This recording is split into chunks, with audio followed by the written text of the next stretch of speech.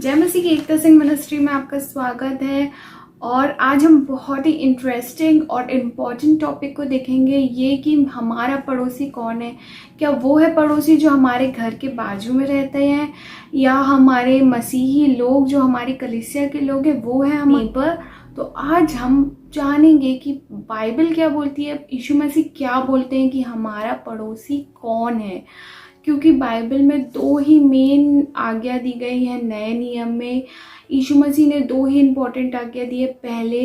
पहली आज्ञा आप बहुत अच्छे से जानते हैं कि तू प्रभु अपने परमेश्वर से अपने सारे मन, अपने सारे प्राण, अपनी सारी बुद्धि और अपनी सारी शक्ति से प्रेम रख, और दूसरी अपने पड़ोसी से अपने समान प्रेम रख। तो हमारा पड़ोसी कौन है जिससे हमें अपने समान प्रेम रखना, आइए हम जानेंगे। एक बार एक व्यवस्थापक यानी एक्सपर्ट इन लॉ ने यीशु से पूछा कि अनंत जीवन का वारिस होने के लिए मैं क्या करूं। तो यीशु मसीह ने कहा कि ये दो आज्ञाओं को पूरा करो।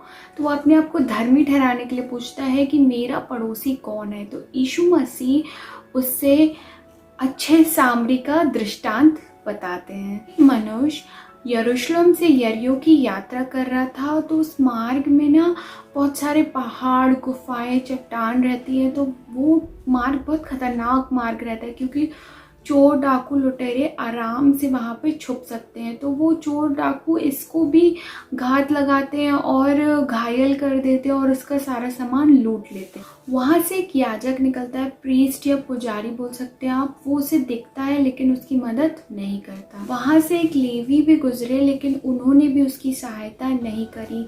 दोनों ही धर्मी मनुष्य थे। याजक का काम था आराधनालय में आराधना करना और बलिदान चढ़ाना, और लेवी का काम था आराधनालय की साफ सफाई का ध्यान रखना।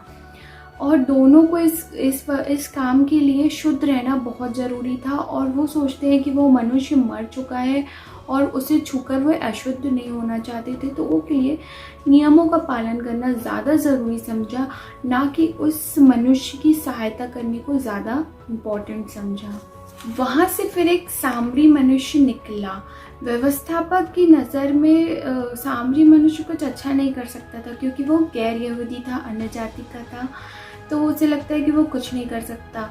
यहूदी लोग, सामरी लोग एक दूसरे से संबंध नहीं रखते थे, फिर भी वो सामरी मनुष्य रुकता है, उस मनुष्य की मदद करता है, उसके घाव में को धोता है, मरहम पट्टी करता है, तेल लगाता है, अपनी सवारी गधे पर उसको बैठालता है, सराय लेके जाता है, उसकी सेवा टहल करता है। और दूसरे दिन जब उसे जाना होता है तो सराय के मालिक के पास जाता है, उसे 2 दिनार देता है और उसकी सेवा टहल करने बोलते हैं। और बोलता है कि अगर तेरा जो कुछ ऊपर से लगता है, एक्स्ट्रा लगता है, वो मैं लौट के आने के बाद तुझे दे दूंगा। यीशु व्यवस्थापक से पूछते हैं इन तीनों में से कौन उसका पड़ोसी है। तो वो उत्तर देता है कि जिसने उस पर दया की। सवाल हमारे लिए भी कि हम कौन से मनुष्य हैं। हम व्यवस्थापक के समान हैं जो अपने लिए जीवन जीते हैं, या फिर हम उस दयालु सामरी के समान एक अच्छे पड़ोसी हैं जो दूसरों पे दया करते हैं और उसकी चिंता करते हैं। ऐसा कैसे कर सकते हैं? हम परमेश्वर से ऐसा मन मांग सकते हैं प्रार्थना में। हम ज़्यादा इम्पोर्टेंस ज्ञान को देते हैं, आज्ञाकारिता को नहीं, एक व्यवस्थापक के समान। हमें सामरी मनुष्य की कहानी से, स्टोरी से हम क्या प्रेरणा ले सकते हैं कि ज्ञान ही काफ़ी नहीं है। हमारे पास ऐसा मन होना चाहिए जो हम दूसरों की चिंता करें, दूसरों पे दया करें। तो इसके लिए हम परमेश्वर से प्रार्थना करें। दूसरी बात ये कि हम ऐसा कैसे कर सकते हैं, जब हम अपनी आंखें खुली रखें। कई बार होता है कि सामने वाले को सहायता चाहिए होती है पर हम ये देख ही नहीं पाते। तो हमें अपनी आंखें खुली रखने की ज़रूरत है ताकि हम लोगों की सहायता कर पाए जब उन्हें ज़रूरत हो। ये बात, संकोच ना करें और बहाने ना बनाएं। हम संकोच करते हैं, हम कहते हैं हमारे पास साधन नहीं है, हम इस योग्य नहीं है, हमारे पास शब्द नहीं है, कोई और उसकी मदद कर देगा। हम ऐसे बहाने बनाते हैं। प्रियो, प्रार्थना करें, परमेश्वर से साहस मांगे और लोगों की सहायता करें। दयालु सामरी के दृष्टांत से हम अपने आप को जांच सकते हैं कि हम अपने पड़ोसी से अपने समान प्रेम कर रहे हैं जैसे दयालु सामरी ने किया, और हम भी ऐसा ही करें। आमीन।